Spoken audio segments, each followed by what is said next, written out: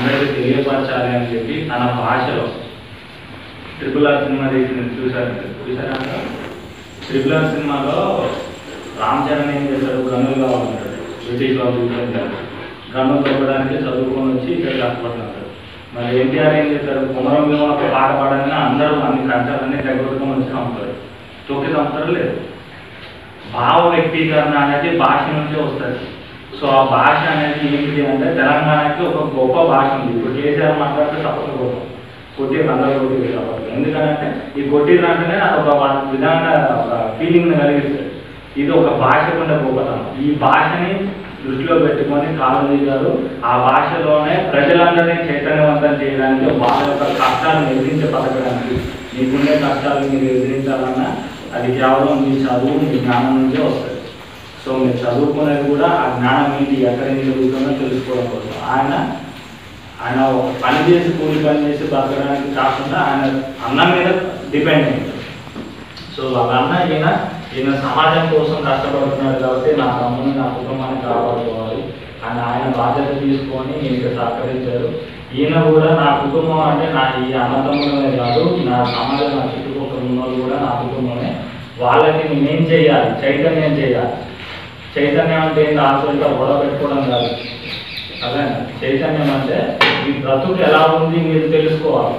మమ్మల్ని కించపరిచి బతుకుతున్నామా, లేకపోతే మాకు స్వతంత్రంగా బతుకుతున్నామా, నా అందరికీ విలువ ఒక్కటే కాబట్టి ఎలా బతుకుతున్నాం. బ్రిటిష్ వాళ్ళు మనల్ని తొక్కిపెట్టారు, నిజాంస్ తొక్కిపెట్టారు, ఆంధ్ర వాళ్ళు తొక్కిపెట్టారు. వీళ్ళు వాళ్ళందరినీ మనం ఎందుకు బానిస బతుకులు బతకాలి అని చెప్పి ఆయన యొక్క భావాల్ని ఈ తెలంగాణ భాష ద్వారా వ్యక్తీకరించిన గొప్ప విషయం.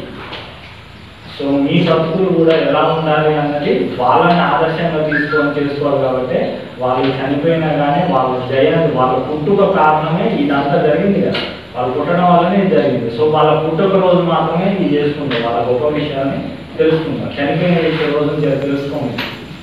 చచ్చిపోయింది అని చెప్పి వర్షాంతి రోజు మీటింగ్ జయంతి రోజున ఎందుకు పెడతారంటే వాళ్ళ పుట్టుక కారణం, వాళ్ళు పుట్టిన తర్వాత వాళ్ళు చేసిన కార్యక్రమాలు ప్రజలందరికీ కూడా ఎంతో ఉపయోగపడ్డాయి కాబట్టి వాటిని ఆదర్శంగా తీసుకోవాలి. కాబట్టి వాళ్ళ జీవితాల గురించి తెలుసుకుంటాం. ప్రతి ఒక్క టీచర్ వాళ్ళకి తెలిసిన అంశాలని, అంటే ఒకరు చెప్పింది మళ్ళీ మళ్ళీ రిపీట్ చేస్తే బాగోదు కదా, కొత్త కొత్త అంశాలను మీకు తెలియపరుస్తారు. వాళ్ళ భావాలు ఏంటి అనేది మీరు తెలుసుకొని మీరు ఎంత ముందుకు వెళ్తారు అనేది మీ చేతిలో ఉంటుంది. అదే ఇక్కడికి వచ్చి వినేవాళ్ళు వింటారు, వినవాళ్ళు వినరు.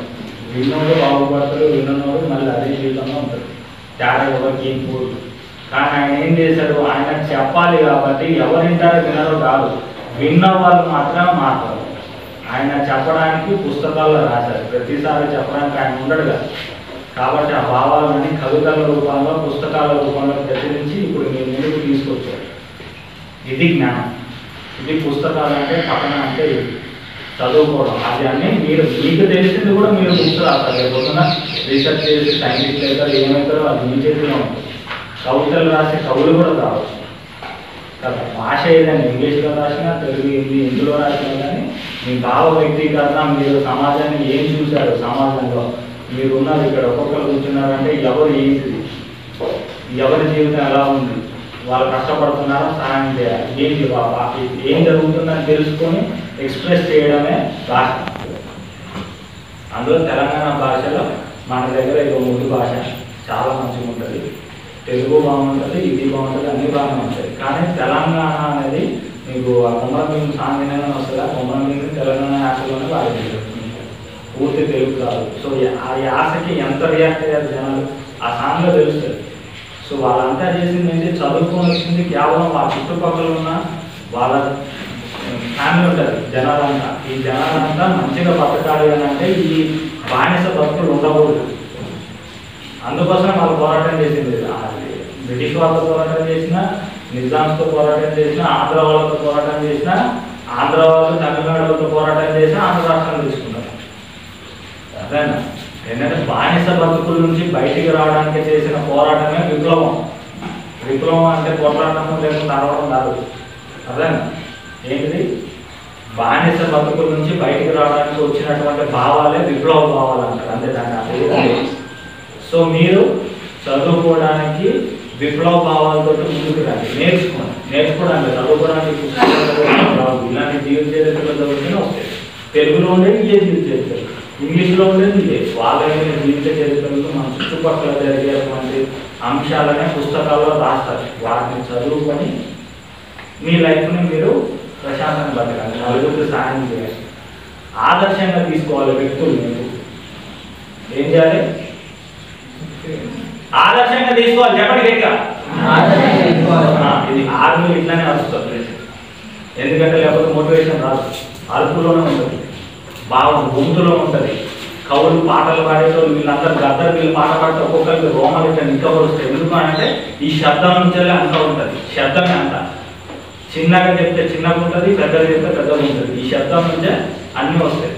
జోష్ రావాలంటే సౌండ్ ఉండాలి. అందుకని మీరు డీజేలు పెట్టుకొని తీసుకొని అలాగే ఆ సౌండ్ ఉంటేనే మూమెంట్ వస్తుంది. మీకు ఇన్స్పైర్ అవ్వాలంటే ఫస్ట్ సౌండ్ ఉండాలి. గట్టి సౌండ్ తోటి మీరు చదవండి, చదవడం ఏదైనా కానీ గట్టిగా ప్రయత్నం చేయాలి.